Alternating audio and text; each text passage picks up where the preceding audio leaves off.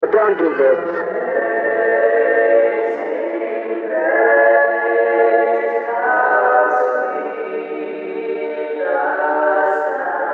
Primeiro, eles te convencem que você é especial, não que você não seja. Depois, eles te prometem prosperidade material e o caminho direto para o céu. Aí você se entrega, confia inclusive sua vida e de sua família, mas não imagina que aquilo de sagrado não tem nada e assim percebe que você é só mais uma massa de manobra dos líderes de uma seita para satisfazer seus egos e desejos mais carnais. No entanto, o pior vem depois, quando a realidade se apresenta e você precisa lutar por sua vida, mesmo que seja em meio a uma floresta super perigosa.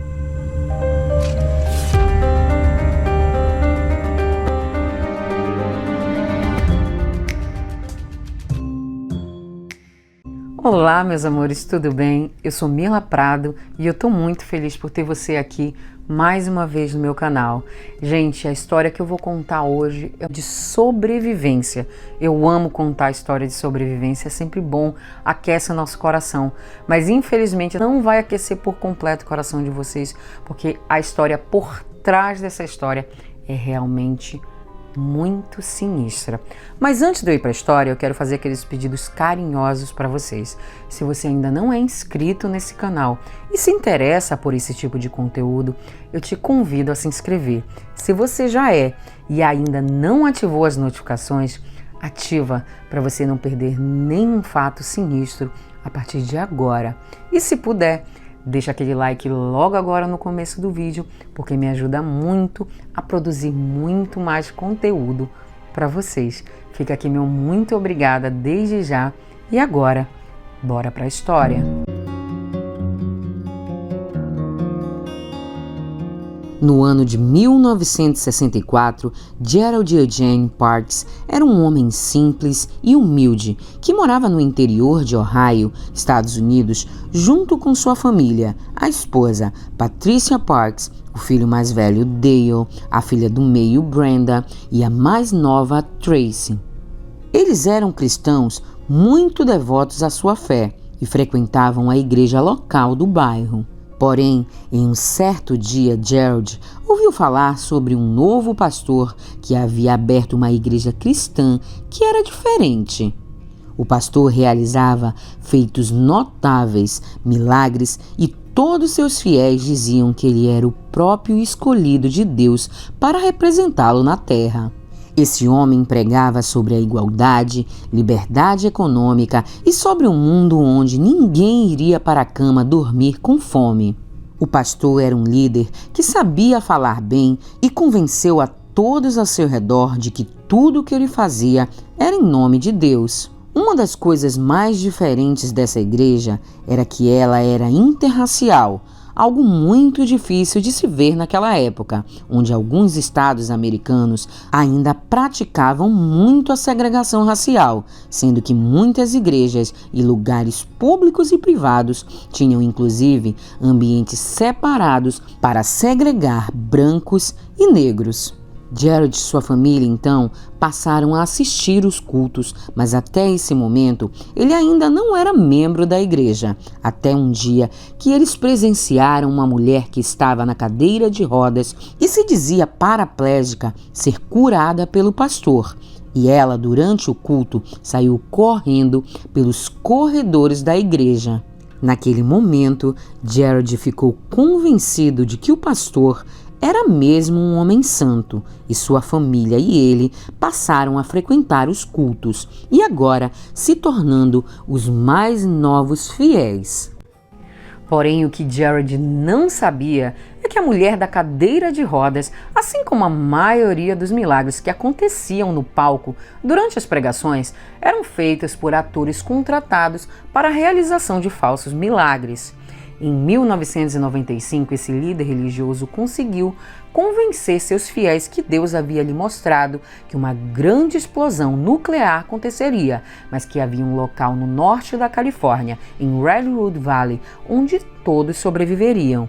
Nessa época, todos estavam assustados com a Guerra Fria e temiam por suas vidas. Então Gerald resolveu vender sua casa e todos os pertences que sua família tinha. E assim, ele entrou no carro com sua família, inclusive com sua filha Trace, que na época tinha apenas 6 semanas de vida, e eles atravessaram o país, percorrendo uma distância de aproximadamente 4.000 quilômetros para chegar ao seu destino final, Redwood Valley, na Califórnia. Toda essa viagem foi guiada pelo pastor e todos os fiéis de sua igreja, que eram centenas de pessoas que moravam em Ohio e outros estados, fizeram a mesma coisa.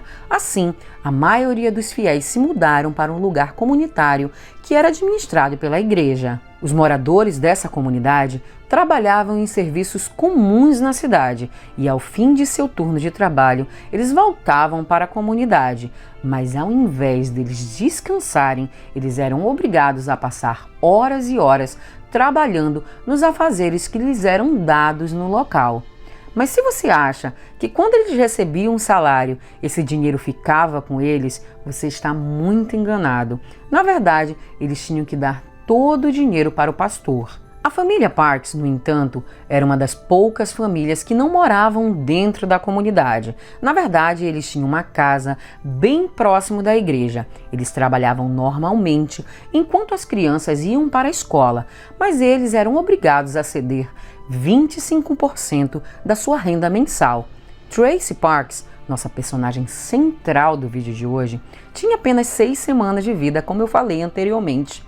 Quando ela chegou à comunidade, ela literalmente cresceu e passou todo o início de sua infância nessa comunidade. Em entrevista hoje, ela conta que a princípio tudo era lindo. Haviam festas, muita dança, alegria, as crianças brincavam, estudavam, tudo era aparentemente perfeito, mas conforme ela foi crescendo, ela foi percebendo algo muito de errado naquele lugar. O pastor, com o tempo, passou a ser uma pessoa muito dominadora e começou a fazer ameaças e a humilhar as pessoas que faziam coisas que ele julgava como errado. Ele, inclusive, queria controlar os casais que poderiam ou não ter relação sexual e chamava o casal que não cumpria suas ordens no palco para humilhá-los e também fazer proferir xingamentos. Mas assim, não era só ele que xingava o casal, não. Era todo o público da igreja. Era aquele coro de humilhação, de palavras assim terríveis. Realmente a humilhação era total, gente. Tracy se lembra de certa vez, quando isso aconteceu, de começar a olhar em volta para os adultos e pensar como eles poderiam achar que aquilo era certo. Sendo que ela mesma, sendo uma criança, entendia que aquelas coisas eram um ato desumano. Mesmo assim, nos anos seguintes, a igreja recebeu várias e várias centenas de novos membros iludidos pela promessa de um paraíso. O pastor se tornou tão obsessivo em controlar as pessoas que passou a submeter todos os fiéis a uma espécie de interrogatório que era feito por uma de suas ajudantes, que batia de porta em porta e fazia várias perguntas a fim de descobrir coisas. Depois, essa ajudante contava tudo ao líder, que fazia ameaças, humilhava e chegava ao ponto até mesmo de agredir as pessoas. O jornal New West Magazine, em 1º de agosto de 1977, expôs em uma matéria todas as acusações de maus-tratos e ameaças que aconteciam dentro da comunidade religiosa e o quão malévolo era o pastor. Nos meses seguintes, os rumores se espalharam cada vez mais e isso estava causando problemas para a comunidade. Por isso, o pastor achou que era hora de se mudar. Acontece que alguns anos antes, em 1973, o pastor já havia comprado quase 11 hectares de terras na Guiana, na América do Sul, e passou 4 anos construindo uma nova comunidade que seria como uma cidade inteira só para fiéis da igreja. Depois do escândalo que surgiu nos jornais sobre as polêmicas atitudes do líder religioso, ele literalmente fugiu com a maioria dos fiéis para as Novas Terras em outubro de 1977. Mas Gerald e Patricia não se mudaram imediatamente, pois eles tiveram primeiro que vender a casa onde moravam para depois poderem se mudar. Então, no final de março de 1978, eles conseguiram vender o imóvel. Depois, deram todo o dinheiro da venda para a igreja, o que era aproximadamente, na época, $16.000. E em 1º de abril de 1978, eles, juntamente com seus filhos e a mãe de Gerald, Edith Parks, partiram para uma vida feliz na nova comunidade. Tracy, na época, já tinha 11 anos de idade e ela se lembra muito bem que, ao chegar ao novo lar na comunidade, a entrada tinha grandes portões e, naquele momento, ela tinha certeza de que as coisas ali dentro seriam ruins. Assim que passaram pelo portão de entrada, Gerald e Patricia foram separados de seus filhos. O casal foi para uma casa que havia sido construída para eles, enquanto Tracy, Brenda e Dale foram para um alojamento de acordo com suas idades. Também foram tomados deles os passaportes e a maioria de seus pertences pessoais, os deixando levar basicamente somente o básico e necessário, como algumas peças de roupas, sapatos e de higiene pessoal.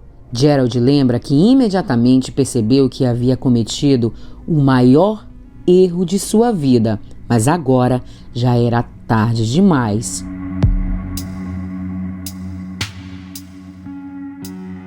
No segundo dia, após a família se mudar, Gerald encontrou uma de suas primas que também estava morando na comunidade. Ela perguntou se ele estava gostando de morar no local.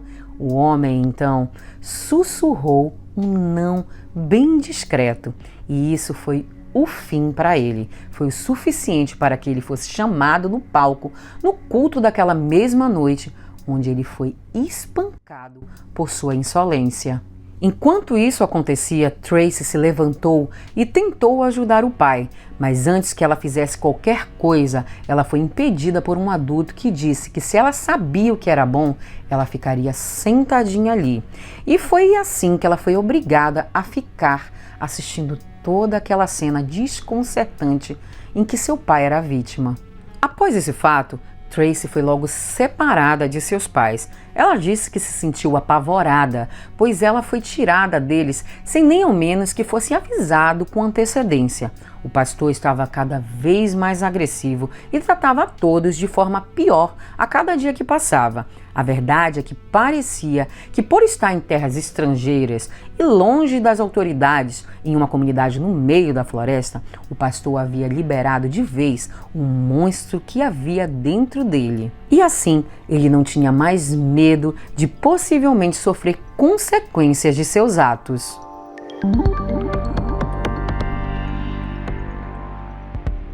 A comunidade tinha se transformado em um verdadeiro filme de terror.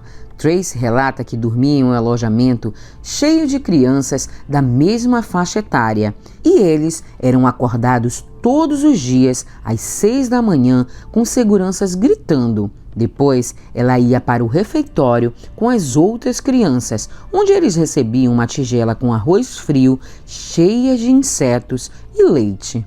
Das 8 às 12 da manhã, ela frequentava a escola e depois ela era levada para o local de trabalho, que variava de acordo com o dia, podendo ser na colheita de feijões, cortando cana-de-açúcar ou qualquer outro ofício que eles determinassem.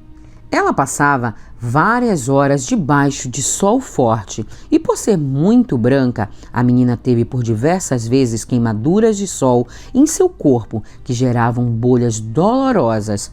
Tracy relata que, após isso, era mandada para uma enfermaria local, onde só era passado uma pomada em suas queimaduras e ela era enviada novamente a seu quarto. E no dia seguinte, ela era forçada a trabalhar normalmente. O trabalho era pesado e era realizado por todos da comunidade, sejam crianças de 5 a 6 anos ou até idosos. O dia de trabalho encerrava às 18 horas e todos eram obrigados a comparecer aos cultos, que eram realizados quase todas as noites, e o pastor pregava durante várias horas, podendo até o culto durar até 1 ou 3 horas da madrugada, e Tracy acabava dormindo empilhada com outras crianças no chão. Ela lembra que por diversas vezes, quando qualquer um dormia no culto, era acordado com golpes de uma bengala. O terror era tanto que durante as pregações o pastor também falava que a floresta que rodeava a comunidade haviam pessoas do governo esperando que eles saíssem para que eles fossem capturados e perdessem suas vidas. E também afirmava que o local era cheio de animais que tirariam suas vidas na primeira oportunidade que tivesse.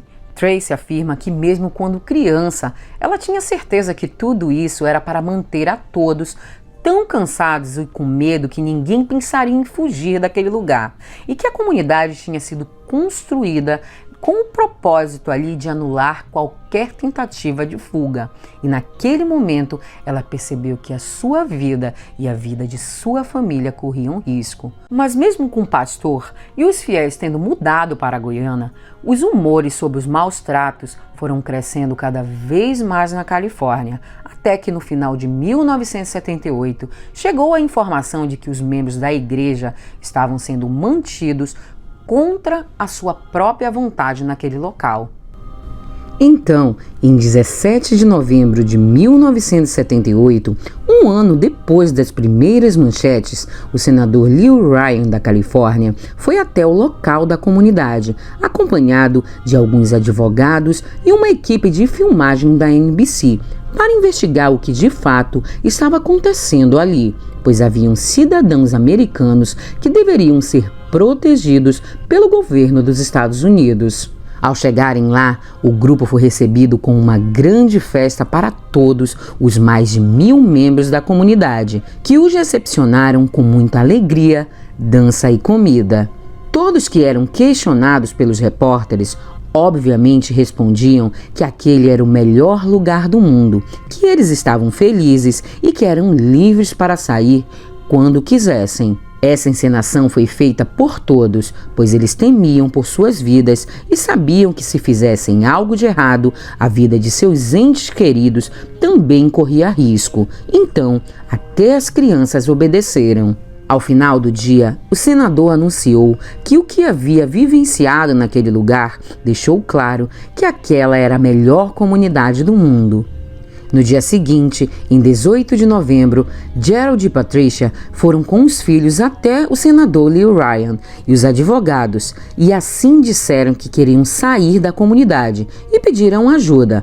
Quando as pessoas perceberam que a família iria conseguir fugir do local, outras famílias se juntaram e também pediram para ir embora. Tracy, então, entrou em estado de choque, pois ela temia por sua vida e de sua família. O pastor ameaçador, que teria aterrorizado a todos durante todo aquele tempo, não reagiu aos pedidos dos fiéis que estavam saindo, pois ele estava cercado por câmeras. Então, ele se manteve firme e discreto, fingindo aceitar a decisão das famílias. A família Parks, então, junto com mais 10 membros da comunidade, subiram em um caminhão e foram levados com a equipe até uma pequena pista de pouso que ficava a alguns quilômetros de distância da comunidade. Ao todo, haviam 33 pessoas que foram divididas em 2 aviões pequenos.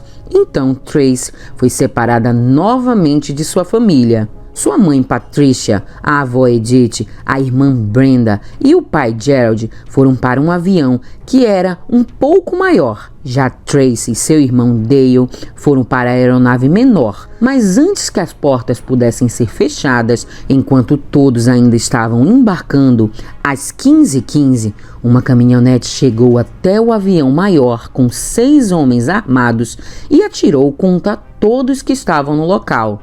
Depois de alguns segundos, os tiros pararam. Gerald não havia sido atingido, mas ele tinha certeza que eles voltariam para terminar o que haviam começado. Tracy saiu correndo de dentro do avião e viu sua mãe Patricia caída no chão. Ela correu até a mãe e pensou que ela estava fingindo ter sido atingida para que eles não atirassem nela. Mas a realidade era que Patricia foi a primeira pessoa a ser atingida com um disparo fatal. Gerald imediatamente pegou as duas filhas, Tracy, de 12 anos na época já, e Brenda, de 18 anos, e as colocou na floresta. Ele as instruiu a se esconderem e ficarem lá até que eles a chamassem de volta quando tudo estivesse bem. As duas irmãs, então, correram o mais rápido que puderam para dentro da floresta, enquanto Gerald ficou na pista com sua mãe Edith e o filho Dale. Alguns minutos depois, Gerald gritou pelas filhas, mas elas não responderam mais, e foi nesse momento que ele percebeu que as meninas tinham corrido muito para dentro da floresta. Novamente, ele voltou a ficar preocupado, pois sabia que essa era uma das florestas mais perigosas do mundo, a floresta amazônica.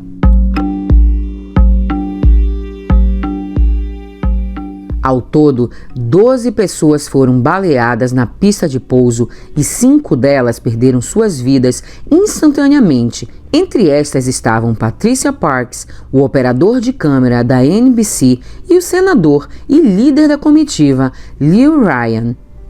Enquanto isso, dentro da comunidade que a família havia acabado de fugir, por volta das 16h30, o pastor ordenou que todos os seus fiéis se reunissem, onde ele deu uma palestra e afirmou que os traidores haviam sido executados na pista de pouso e que era chegada a hora de todos cometerem um ato revolucionário, que seria tirar a própria vida.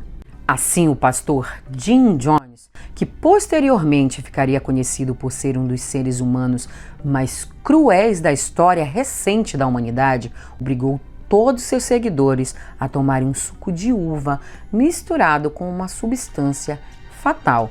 Ao todo, mais de 900 pessoas perderam suas vidas naquele dia, incluindo Jim Jones e sua família.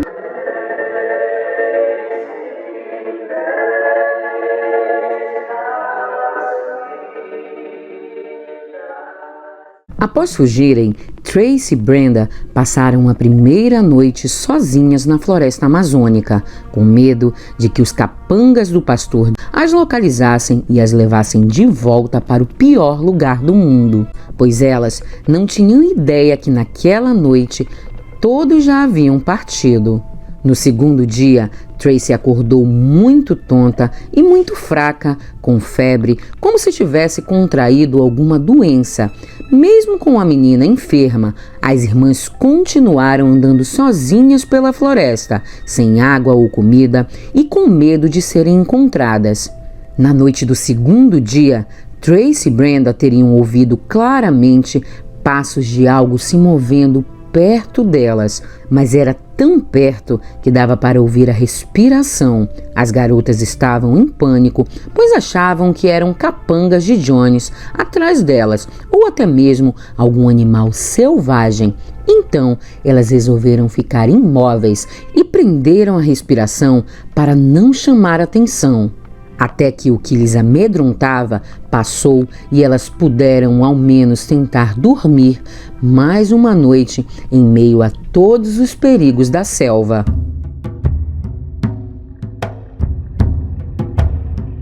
No terceiro dia em que as duas irmãs estavam no meio da floresta, as duas já estavam muito doentes. Elas queimavam em febre, estavam desidratadas, famintas e completamente exaustas. As garotas então se deitaram no chão e simplesmente desistiram de continuar, aceitando que ali era o fim delas. As irmãs, então, foram rio acima, seguindo o som, e foi quando elas encontraram várias pessoas nas margens, embora elas tivessem com medo de que fossem capangas de Jim Jones procurando por elas. As duas estavam tão doentes e machucadas que não se importaram. Elas só queriam naquele momento um lugar para descansar e comer. Mas felizmente eram trabalhadores que as ajudaram, lhes dando comida e água e acionando a polícia, e logo elas foram resgatadas. Tracy e Brenda logo se reencontraram com o pai, o irmão Dale e a avó Edith, mas infelizmente sua mãe Patricia havia partido. E embora todos estivessem arrasados e de luto, eles também estavam aliviados por finalmente terem conseguido fugir daquele pesadelo. A família então foi levada para Georgetown de avião no dia 22 de novembro, 4 dias depois que tudo aconteceu. Naquele momento, todo o horror das centenas de pessoas encontradas em Georgetown já havia chamado a atenção do mundo e a família acabou sendo uma das únicas que sobreviveu.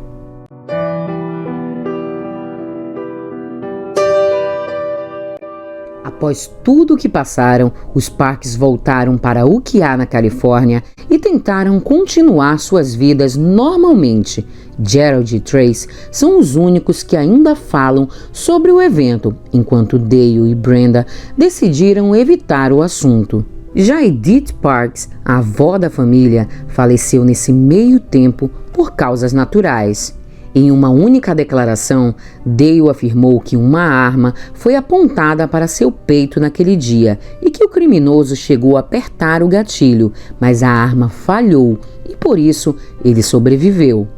Já Brenda viveu sua vida de forma muito discreta e bem longe dos holofotes, fugindo de entrevistas, e assim foi até 14 de fevereiro de 2013, quando ela partiu de maneira inesperada com apenas 52 anos. Gerald trabalhou em sua Safeway local até se aposentar e ao todo ele teve 2 netas e 6 bisnetas. Ele faleceu também aos 89 anos em 1º de novembro de 2002 por conta de uma doença renal, mas seu obituário aponta que ele partiu tranquilamente e dormindo. Trace Parks se formou em pedagogia e agora é dona de uma creche na Califórnia. Atualmente, ela tem 59 anos e luta contra vários cânceres de pele, que são consequências de sua grande exposição ao sol que ela foi submetida dentro de Jonestown. Infelizmente, não temos informações sobre Dale Parks, mas foi informado que em 2022 ele ainda estava vivo com 74 anos.